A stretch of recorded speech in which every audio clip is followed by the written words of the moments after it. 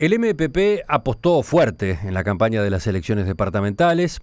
Su principal referente, José Mujica, había anunciado que apenas dejara la presidencia de la República, iba a recorrer todo el interior en apoyo a los candidatos de su sector. Lo hizo. Sin embargo, los resultados del domingo no estuvieron a la altura de aquellas expectativas. De los 13 postulantes que apoyaba el MPP, solo 2 consiguieron ganar la intendencia. ¿Quién es? El exsecretario general de la comuna de Canelones, Yamandu Orsi, y el diputado rochense Aníbal Pereira. Orsi se perfila como la figura de recambio en la izquierda si logra una gestión exitosa en el segundo departamento más importante del país. Hasta ese punto llegan los análisis en estas horas.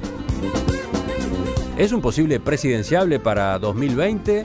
¿Qué cambios mostrará su gestión en comparación con la de Marcos Carámbula? En fin, de esos y otros temas vamos a conversar con él.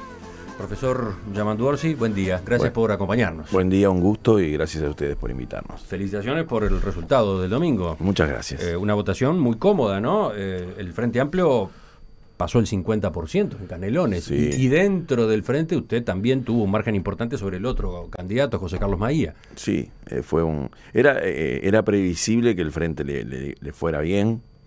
Todas las encuestas daban eso. Incluso la sensación que había es que había un respaldo importante a la gestión, al gobierno de Marcos, pero nosotros como continuación de eso, como parte fundamental en eso y responsable de eso. Y bueno, solo faltaba ver cómo se dirimía en la interna y qué datos salían. Las encuestas también hablaban de que nuestra propuesta venía bien posicionada, pero como todo hay que esperar a ver cómo resultaba. Y salió lo que salió, no sorprendió, repito, no sorprendió el triunfo del Frente en Canelones, pero claro, hasta que no tenés los números siempre hay un margen de duda y de intriga, y después la otra gran intriga de cómo iba a ser cuál iba a ser el resultado en los municipios que operan otras lógicas, ¿no?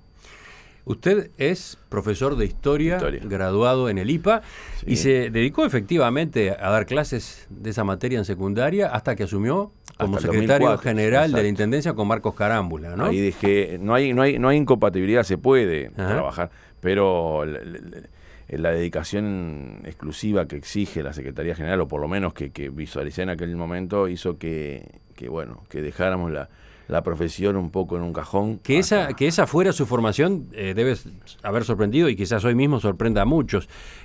¿Tenía, por otro lado, alguna experiencia en gestión, en administración? ¿Cómo se formó en esa materia? No, lo fuimos haciendo sobre la marcha, sin duda. Nosotros, cuando asumimos allá en el 2005...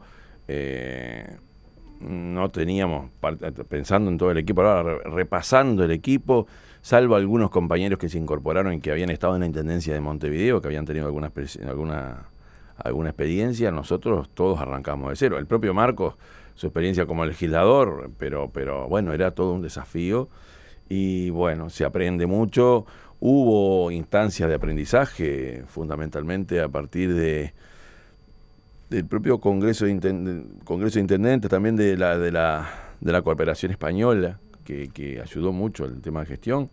Me acuerdo de algunos cursos interesantes, y después algunos maestros del tema de la planificación. Yo recuerdo, y lo digo siempre, Ramón Martínez Guarino, un uruguayo que es experto en planificación y que ha sido fundamental en el gobierno de Neuquén, y que sigue allá en Neuquén, hombre del Olimar, un olimareño.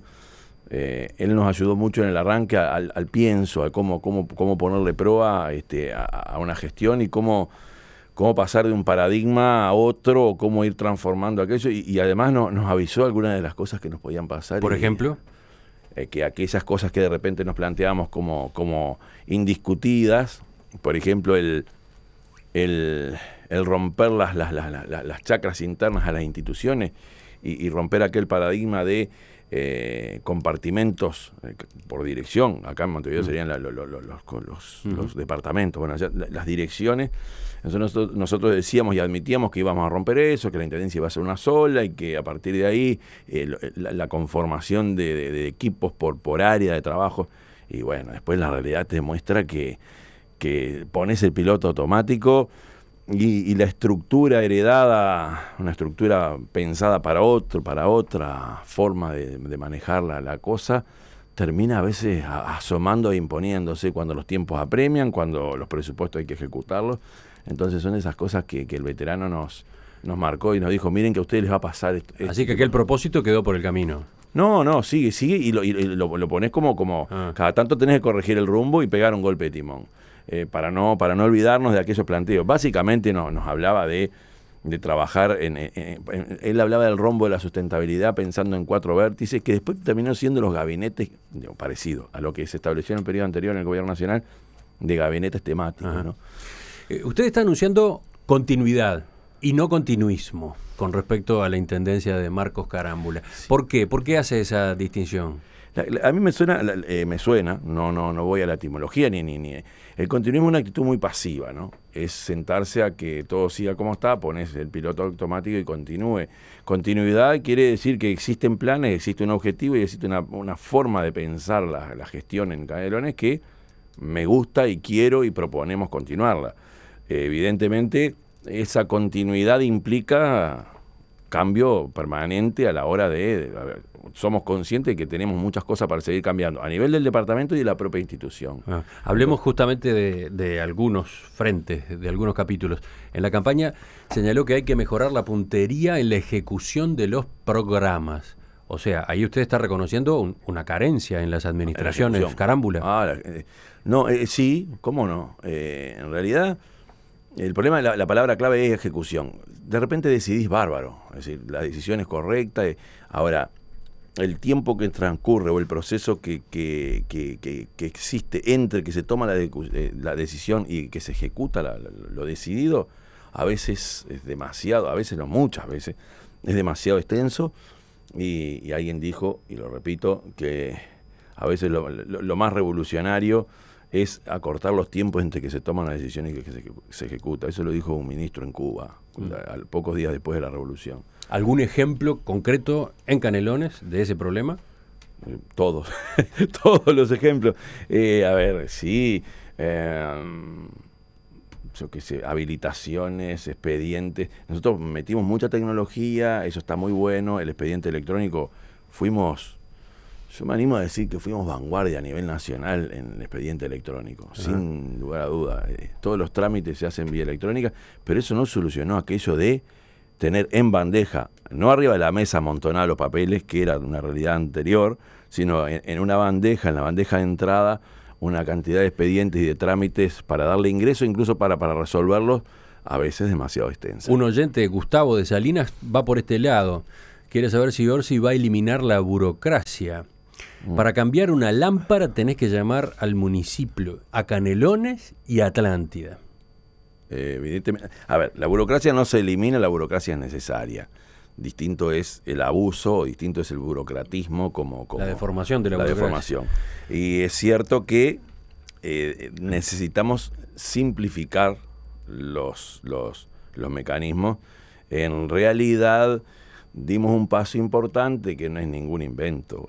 Parece una cosa que es un número de teléfono claro donde uno llama solo ahí y desde ahí tiene que resolverse.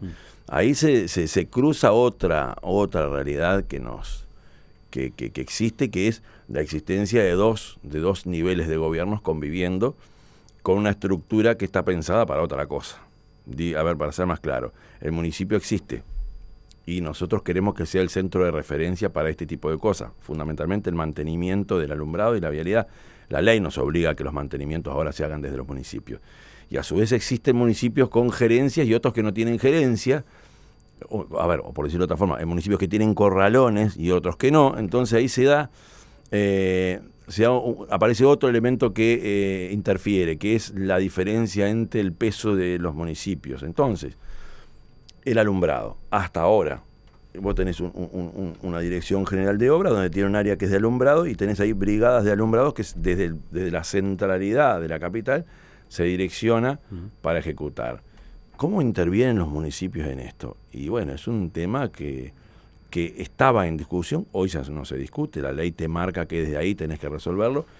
Creo que es un gran acierto poderlo hacer así, o dicho de otra forma, es un gran error pensar que desde la capital departamental Y no, ya no tanto por una cuestión filosófica, que también lo es, sino por la realidad que tiene Canelones. Yo tengo 30 municipios, y no es que tenemos 30 municipios porque nos gustó y es caprichoso. Tenemos 30 realidades que perfectamente pueden asimilarse a municipios, y que la dependencia del funcionario, la dependencia del área con respecto a la administración central, departamental y al municipio sigue estando en discusión. Y eso es una de las cosas que tenemos que eliminar, la discusión de eso y ya resolverlo de una buena vez. Entonces, el ejemplo que pone Gustavo, Gustavo creo que era el nombre, el oyente es clarísimo. Te puede pasar con eso, te puede pasar con otras cosas, o de repente puede pasar que jamás recibís una respuesta. ¿Y los números, cómo están los números de la Intendencia de Canelones? Pasaron 10 años de gobiernos de Frente Amplio, ya es muy difícil seguir mentando la herencia maldita, jamás, como llaman ustedes a la situación que recibieron después de los periodos de gobierno del Partido Colorado. ¿Han logrado ordenar los números como para tener margen financiero para realizar obras? Sí. Nosotros hablamos que el año 2012 fue el año del empate. Fuimos solucionando dificultades desde el año 2005 al 2012, ahí abarcaba 2 periodos, y por primera vez se dio un presupuesto equilibrado con el visto bueno del Tribunal de Cuentas, y a partir de ahí, 2013-2014, no solo milagrosamente, una cosa extrañísima, las rendiciones de cuentas vienen con 0 observación importante, salvo detalles del Tribunal de Cuentas, sino que además dio un resultado superavitario en 2 años seguidos. ¿Qué quiere decir esto? ¿O qué evidencia esto? Que solucionamos problemas estructurales desde el punto de vista financiero que pasaban por resolver el pasivo de alguna forma, y ahí hubo varias estrategias, una con los acreedores privados y otras con los públicos. Después que se cierra eso, primero lo resolvimos con los privados a través de un fideicomiso creado para esto, y después con las empresas públicas, donde todo el país se puso en carrera en esto. Yo no me canso de decir que hay un nuevo Estado a partir de la nueva relación entre las intendencias y el gobierno central. A nadie se le ocurre hoy que una intendencia le esté debiendo a la UTE, a la OCE, o a Antel, o a UTE, o a ANCAP. Ya eso está resuelto, como con estrategias que el Congreso de Intendentes y el Gobierno Nacional estableció. Entonces, después de habernos sacado esa mochila y de haber resuelto eso, y además de haber resuelto algunos temas de recaudación que tenían que ver con un censo inmobiliario, que tenía que ver con la actualización de los datos y con una actitud mucho más proactiva, para mucho más agresiva a la hora de recuperar o de reducir la morosidad, arrojó datos interesantes que se reflejan en el presupuesto. Entonces, ese capítulo está resuelto, lo que no quiere decir que te puedas dormir, sino que tenés que ser cada vez más claro, incluso con las señales que recibimos para los próximos años, de que hay que tener algunos cuidados. Nosotros no nos dormimos, no nos descansamos en esto, y a su vez tenemos bastante controlado y bastante resuelto lo que son los compromisos futuros que surgen a partir de 4 fideicomisos elaborados. Ahí está, 2 preguntas. La primera, ¿cómo viene la morosidad en Canelones? 32, 33%, hay un núcleo muy duro ahí a ver, nosotros, contando la película, de un 60% de morosidad en 10 años se vino al 32, 33%, que es preocupante, que son 150 millones de dólares que están ahí, para cuantificarlo, pero que también cuando uno se entera cómo está el resto del país, tampoco estamos tan lejos, no es un disparate. Evidentemente se puede ver con un ojo negativo y decir, bueno, ¿cómo eso no lo he podido superar? Yo, si miro a futuro, digo, tengo tela para cortar todavía. Entonces... ¿Con qué tipo de medidas? Con algunas que ya se están tomando, que es... tener una actitud, como te decía, más proactiva, más agresiva, pero incluso con algunos acuerdos fundamentales con la Dirección Nacional de Catastro y la Dirección Nacional de Registro, donde ahí tenés datos muy concretos. Igual nos está faltando algo, y ahí creo que tiene que ver con la depuración de algunos datos y qué pasa, por ejemplo, por algunos temas vinculados a la Costa de Oro, que tiene que ver con aquellas viejas sociedades anónimas, con gente que compró, dicen que desde Argentina, y que nunca más vino, quizá ahí tengamos un bolsón importante de este agujero negro que no se sabe bien cómo es. Por otro lado, tenemos la certeza de que no se trata de la gente más pobre, no es eso, porque hay medidas para eso, hay decretos que los contemplan, y cuando se hace una depuración tiene más que ver con esto otro que es la explosión que tuvo la demografía en algunas zonas del departamento y que hoy no está muy claro. Hay que seguir trabajando en eso. Nos han planteado la posibilidad de tercerizar esa cartera de morosos. Nosotros lo trabajamos con AFISA, seleccionamos un paquete, lo más grueso, lo más potente, lo entregamos para que se gestionara, obviamente con todos los pasos del Tribunal de Cuentas, la Junta Departamental, pero algo nos pasa de no poder romper esa barrera. Y hablando de disponibilidad de recursos, buena parte de la cobranza descentralizada es intocable. Veía un informe del diario El País en el que se señalaba que el año pasado 27% de la cobranza descentralizada tenía que destinarse a pagar el Costaplan, préstamos solicitados a bancos y también emisiones de bonos. En realidad, básicamente son los fideicomisos, Sí. 4. Son 2 de Ciudad de la Costa. Sí, El primero se le llamó Costaplan. Sí. Después el del pasivo, o sea, la deuda con los privados, que era una deuda que figuraba por unos 130 millones de dólares y que en una muy buena operación con 30 millones se resolvió, pero obviamente a pagar en UI con intereses pactados y a mediano y largo plazo. Después un fideicomiso de obras para todo el departamento que fue de 60 millones de dólares. Eso implica que, establecimos cuando se ejecutaron esto, cuando se instrumentaron estas emisiones, que en ningún caso podía sobrepasar el 10% de los ingresos de toda la Intendencia. Y no pasa. O sea que el cuidado que se establece es tener a futuro la certeza de que nunca pasase esa barrera del 10% de los ingresos.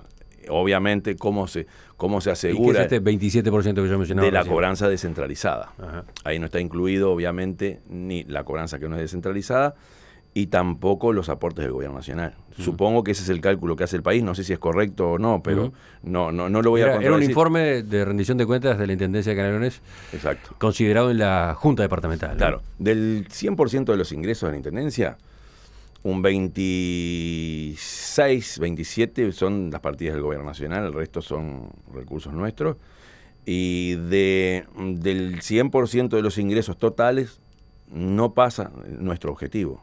Es que no pase la barrera de ese 10. Por otro lado, cuando uno se lanza a esta experiencia de los fideicomisos, que es una experiencia que está siendo estudiada y analizada por los propios compañeros del gobierno nacional, porque fue una muy buena forma de vincular al capital privado, una buena forma de sustituir o de instrumentar una especie de PPP en el departamento, que no es lo mismo, obviamente.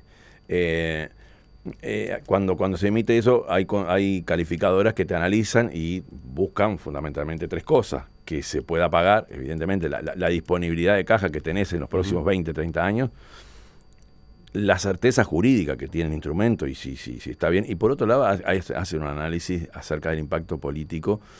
¿Por qué lo digo? Y lo digo con convicción, porque en el periodo anterior, en el primer periodo, fuimos a hablar con algún banco para poder hacer obra nueva. Y una de las cosas que nos decían: nosotros no nos queremos meter ni ser los culpables de un descalabro económico que también repercuta después en clave política en un departamento. Ya teníamos una experiencia. O sea que quienes se meten en esto saben bien que quienes emiten, quienes asumen estos riesgos, y a su vez con un muy buen negocio, porque esto no es gratuito, más allá de que son intereses pactados y que son en UI, tienen la certeza de que les va bien, pero también quieren no perjudicar y no generar un problema como los que tuvimos antes. Pero entonces, con los ingresos que efectivamente puede utilizar la Intendencia, ¿está en condiciones de encarar las obras pendientes, que son una cantidad? Infinitas. Porque vamos a hablar de eso enseguida.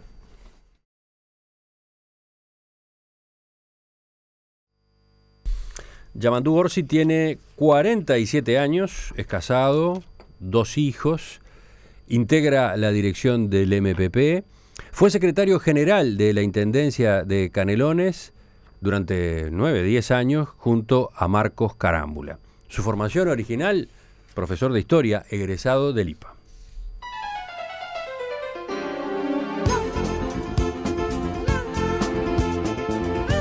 Profesor Orsi, hablábamos de las finanzas de la Intendencia de Canelones. Justamente la pregunta venía a propósito de las obras, ¿no? Allí en Canelones y sobre todo en Ciudad de la Costa y la Costa de Oro, los reclamos usted utilizaba la palabra recién, son infinitos, ¿no? Y no solo ahí. Estado del alumbrado, pavimentos, desagües, los baches estos que destrozan amortiguadores de autos y ómnibus, las inundaciones en días de lluvia fuerte, todo un dolor de cabeza para los habitantes de esas zonas, y me estoy quedando nada más que con una parte de la realidad. ¿Qué capacidad tiene la Intendencia de Canelones para seguir atendiendo ese tipo de demandas? Una cosa es atender el estado de el alumbrado, el estado de el drenaje pluvial, el estado de la vialidad, pero otra cosa es que no exista. En muchos lugares no existe sistema de drenaje pluvial, en otras partes no existe alumbrado público y no existe la vialidad tal cual se merece una ciudad hecha y derecha.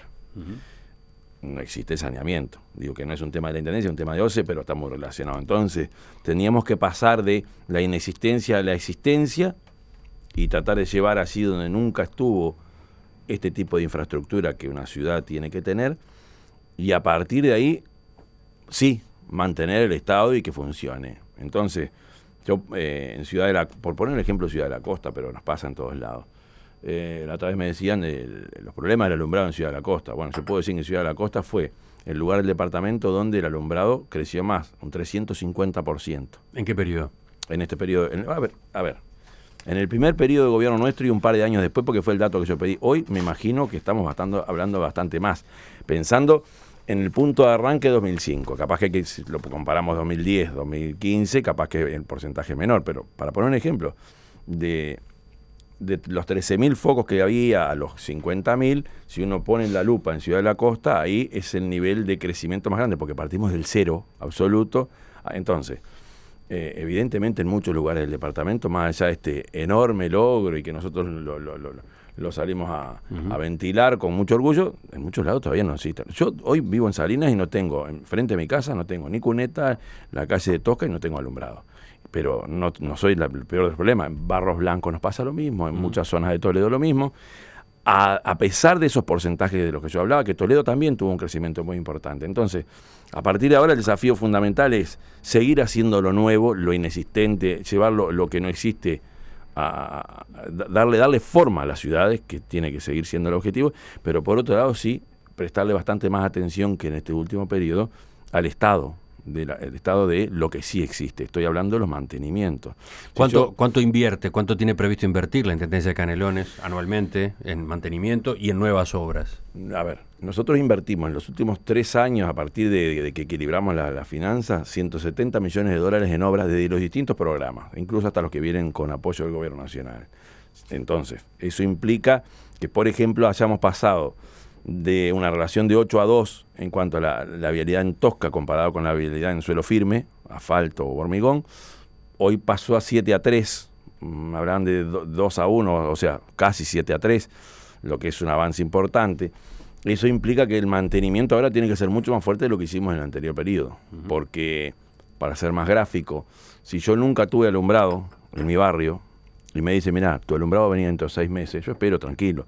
Ahora, si se me apaga la luz porque la lamparita cumplió su vida útil y pasa un mes, me pongo como loco. Porque después que tenés esas cosas, no nos podemos dar el lujo de que se pierda. Entonces, a lo que voy es, no tengo la cifra de cuánto vamos a gastar en mantenimiento, no nos hemos sentado a ver de eso todavía. Tenemos sí un panorama de lo que implicaría seguir haciendo la obra nueva necesaria para que en todo el departamento tenga una consolidación barrial en una superficie urbana más grande que todo el departamento de Montevideo, 540 kilómetros cuadrados. Esa es la superficie urbana en todo el departamento de Canelones. Entonces, el desafío es enorme, y cuando la Dirección de Obras a fin del año pasado nos dice, bueno, para ir culminando en todas las ciudades nuestras las piezas que nos están faltando, consolidación barrial, como le llaman ellos, es un proceso de 15 años con 3 inversiones fuertes de un presupuesto anual entero, para tener una idea. Entonces, ¿qué número puede manejar? ¿Qué es lo que estoy diciendo? Que más allá de los números concretos de lo destinado a obra nueva y a lo de mantenimiento, el peso del mantenimiento ahora va a ser mucho más, tiene que ser mucho más alto que el anterior periodo. No tengo acá, no hemos analizado todavía la puntería en cuanto a cuánto se va a destinar. Ahora también, a partir de lo que tú me preguntabas hoy, si yo tengo que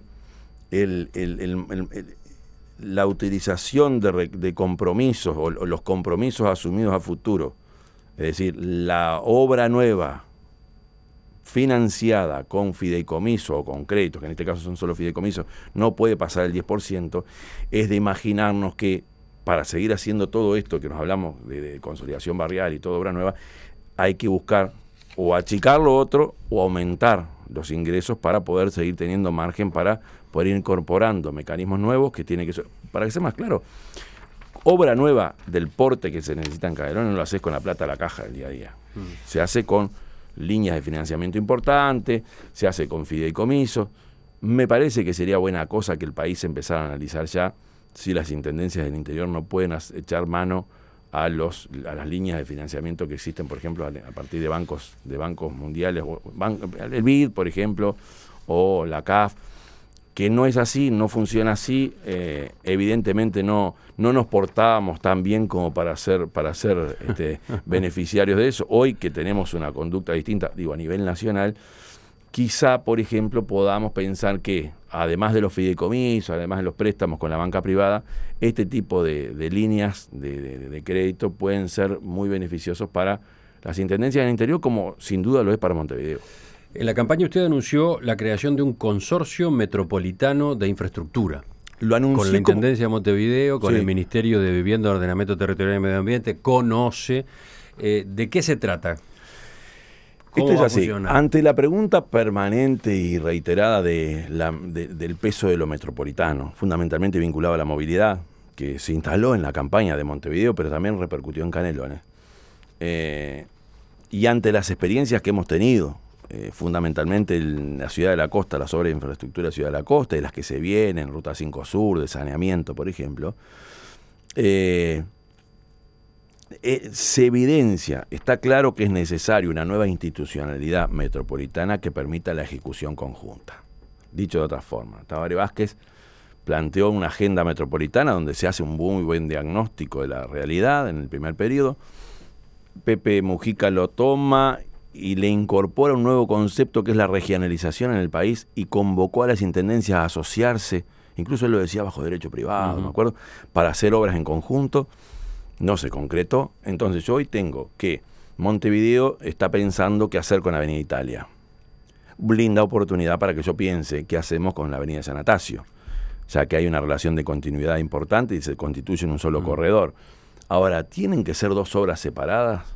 Si Montevideo lo resuelve a través de fondos BID, yo tengo que resolver mi Avenida San Atasio, anda a saber de dónde puedo sacar los recursos. Entonces, no es posible, esto es a modo de pregunta, no es posible generar una institucionalidad que nos permita ejecución conjunta, elaboración de proyectos únicos y no proyectos complementarios, porque, a ver, saltó acá en Canelones también el impacto del corredor Garzón. Yo no puedo hablar de eso, pero digo, porque yo no podía hacerme cargo de una obra similar del otro lado, porque en realidad, no teníamos los recursos, pero por otro lado, no existe un ámbito donde esas cosas no solo se coordinen, sino que se ejecuten. Y acá pongo el tema de la OCE y pongo un ejemplo bien clarito y termino acá. Ruta 5 Sur, la OCE está analizando la posibilidad de meter saneamiento, que hay muy poco, ¿no? Estoy hablando de La Paz, Las Piedras y Las Villas. Acá hay tres instituciones que se vinculan. La Intendencia, que tiene que ir reparando arriba, la OCE, pero también la Intendencia de Montevideo, porque el saneamiento en Montevideo es de la Intendencia. Entonces, como se conecta con un colector, que es de Montevideo, ahí estás obligado a coordinar instituciones. Y está bien, porque de repente hay un buen clima político como para hacerlo. ¿Por qué no generar un marco institucional que permita la ejecución de obra concretamente, y elaboración de políticas claras, donde... no estamos inventando nada, en el mundo existe. Pero por ahora es una idea. Cuando ante la pregunta que me hacían, ¿qué piensa del corredor Garzón? ¿Cómo piensa vincularse con la Intendencia de Montevideo? Digo, yo creo que estamos en condiciones de dar un paso a una instancia superior que ya no sea una simple coordinación, sino la posibilidad de ejecución conjunta de obras. En perspectiva, 30 años de periodismo profesional e independiente. Profesor Orsi, dejando por un rato ahora y en el final de la entrevista los temas de la Intendencia, algunas consideraciones políticas me parece importante también incluir en esta charla. Usted integra la Dirección Nacional del MPP desde los años 90. Sí, por allá, si ya perdí la cuenta, vengo integrando la dirección, sí, desde desde el arranque. Ahora, ¿usted se presenta efectivamente como una figura del MPP o prefiere jugar más bien en su condición de frente amplista? Soy una figura del MP en mi sector, pero en la responsabilidad que me tocó asumir en su momento como secretario general y muchas veces ejerciendo la titularidad ante la licencia de Marcos o un viaje ahí, y lo que se me viene es una responsabilidad esencialmente frente amplista. Uh-huh. Y la responsabilidad es con el Frente Amplio en su conjunto. Entonces, lo que está claro es, desde el punto de vista ideológico, desde el punto de vista de la organicidad, pertenezco a una fuerza política, vengo de ahí, ahora la responsabilidad de todo el Frente Amplio.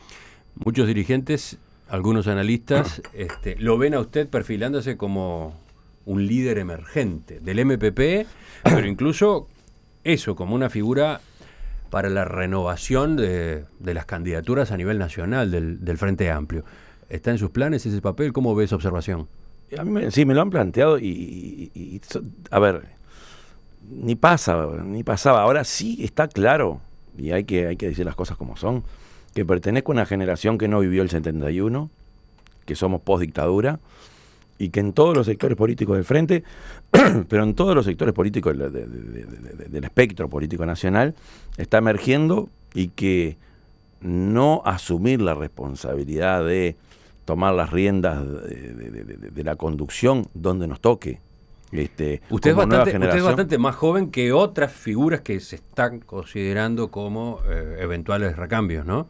Pienso en Daniel Martínez. Daniel Martínez, que ahora asume como intendente de Montevideo, anda cerca de los 60. Usted no llegó a los 50. No llegué todavía, ¿no? Pero, a ver, tenemos, por ejemplo, un viceministro de Economía que es bastante más joven que yo. Uh-huh. Bueno, puedo poner un montón de ejemplos. La próxima, a ver, tenemos varios ejemplos. El presidente de la Cámara de Representantes, que pertenece a mi sector también. Si uno mira la otra vereda, también uh-huh. Hay intendentes que están desde el periodo pasado, más jóvenes que yo también. A lo que voy es, como dicen los veteranos, a los que uno respeta mucho, la idea es que venga una barra que, como dice Pepe, que nos sustituya y nos supere, y todo el discurso que él nos hace, y en realidad es una convocatoria a asumir la responsabilidad que se nos viene. Es muy de uruguayo también decir, no, eso somos así, no somos argentinos. Entonces, ¿se piensa como un eventual candidato presidencial? No, ¿O precandidato presidencial? No me pienso. Tu pregunta es bien clara, no me pienso. ¿Sí se piensa como intendente de Canelones por 2 periodos? Es la idea, el asumir esto como un proyecto a 10 años. Evidentemente, en toda, me imagino que todo intendente que asume de cualquier partido debe plantearse no solo la eventualidad, sino el objetivo de generar una propuesta bastante más larga que un periodo de gobierno. Además, como la Constitución lo permite, hay que aprovechar la elaboración de planes pensados a 10, 15 años, donde evidentemente existe la posibilidad ineludible de poder seguir liderando o seguir conduciendo el barco, porque creo que es un acierto, y como muchas veces nosotros y todos analizamos la conveniencia a la hora de elaboración de planes, la conveniencia o inconveniencia de las rupturas que ocurren en los ciclos electorales, el caso de la presidencia es el más evidente, no está de más, y no hay que eludir la posibilidad de decir, no, esto es un proyecto a 10, donde pretendemos estar en los 10. Evidentemente después la instancia electoral pasa a raya y resuelve, pero así me veo. Profesor Yamandú Orsi, intendente electo de Canelones, gracias por acompañarnos esta mañana. Volvemos a conversar en cualquier momento. Gracias a ustedes y a las órdenes.